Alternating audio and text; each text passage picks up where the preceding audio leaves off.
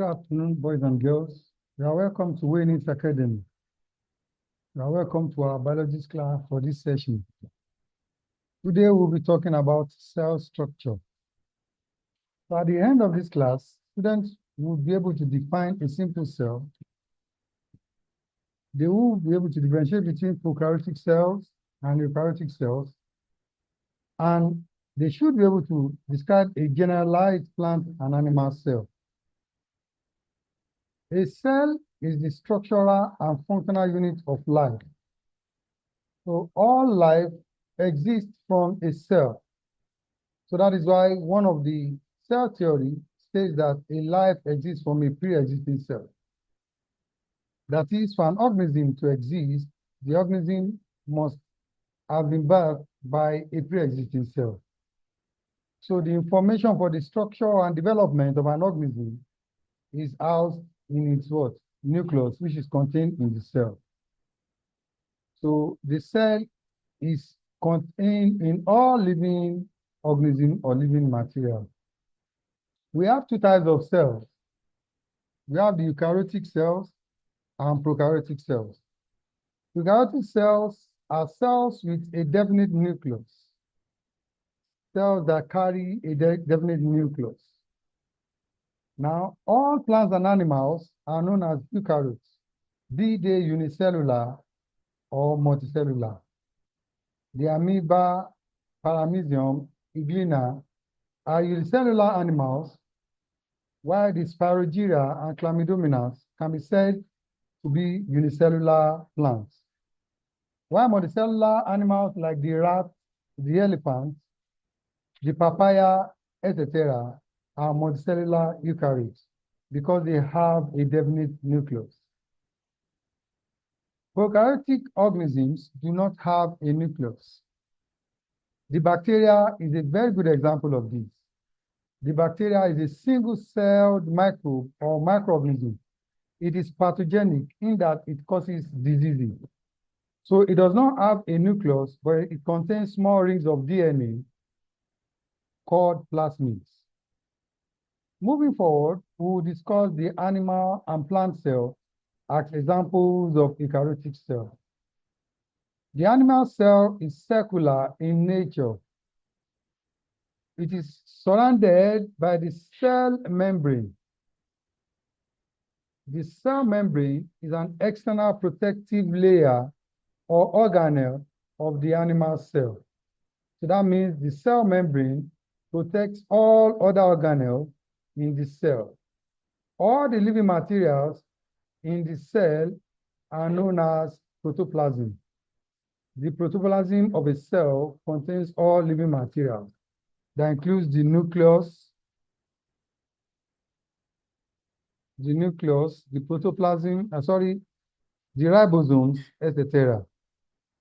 So the cell membrane protects all other internal organelles of the cell, while the cytoplasm is the fluid or liquid part of the cell.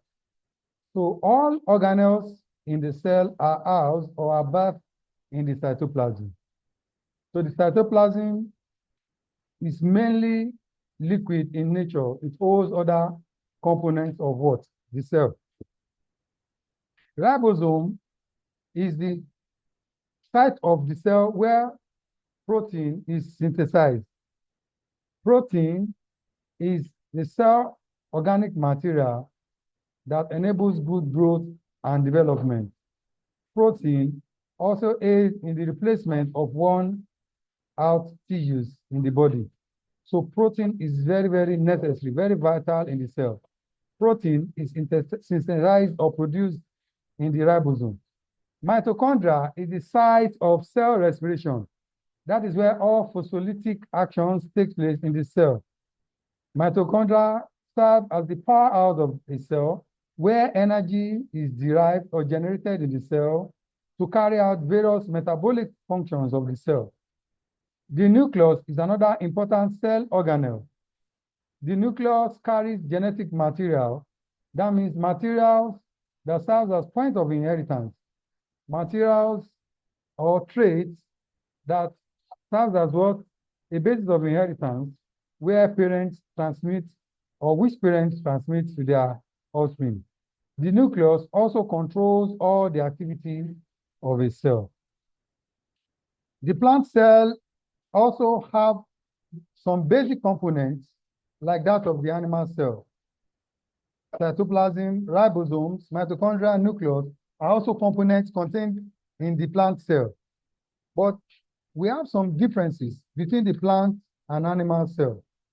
Such differences are seen in the cellulose cell wall of the plant cell. So that's why you see the border of this plant cell, they are green. The cellulose cell wall of the plant cell gives the plant its rigid nature. So that is why most trees, most woody trees, have rigid and strong stems.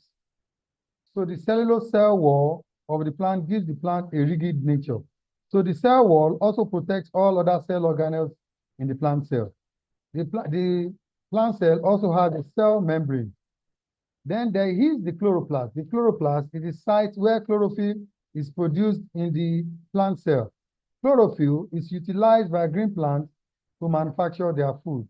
Chlorophyll traps sunlight to provide energy, which the green plants need to manufacture their food. The plant cell also have what I call the cell vacuole. The vacuole is bigger in the plant cell, but a little bit smaller in the animal cell.